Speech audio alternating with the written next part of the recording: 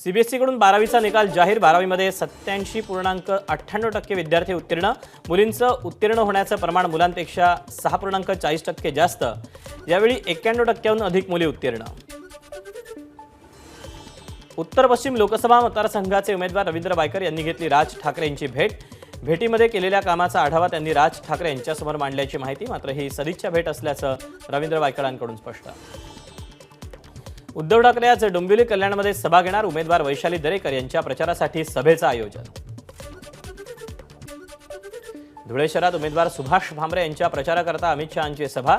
सभेची जय्यत तयारी सुरू। 4 वाजता डॉक्टर हेमंत सावरा यांच्या प्रचारासाठी वसईतही घेणार सभा। सकाळी 11 वाजेपर्यंत राज्यात 17.51% मतदानाची नोंद। बारामतीच्या स्ट्रॉंगरूममधील सीसीटीव्ही 45 मिनिटांनंतर या दरम्यान काय झालं याची चौकशी करण्याची मागणी। पुण्यात मोबाईल फोन घेऊन आलेल्या मतदारांना परत पाठवलं। निगडीतल्या ज्ञानप्रबोधिनी नवघर विद्यालयातील केंद्रावरचा प्रकार। अकोल्यात पुन्हा अवकाळी पावसाची हजेरी। तेल्हारा तालुक्यात अनेक गावांना अवकाळी पावसाचा फटका।